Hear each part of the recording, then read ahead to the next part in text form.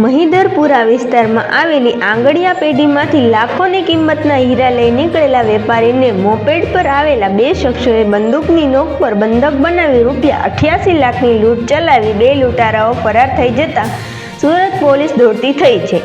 સુરતના મહિધરપુરા વિસ્તારમાં ધોળા દિવસે બનેલી લાખોની લૂંટની ઘટનાના પગલે કાયદો અને વ્યવસ્થાની સ્થિતિ સામે સવાલ ઊભા થયા છે।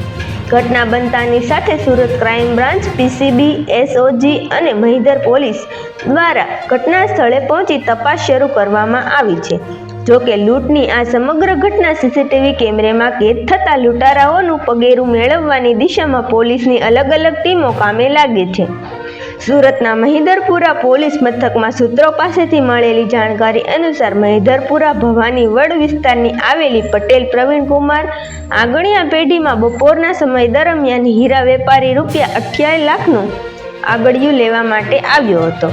બસ હાલ માટે એટલી જ અપડેટ। જો તમને અમારા ગુજરાતી સમાચાર પસંદ આવે તો તેને લાઇક, શેર અને સબસ્ક્રાઇબ કરજો।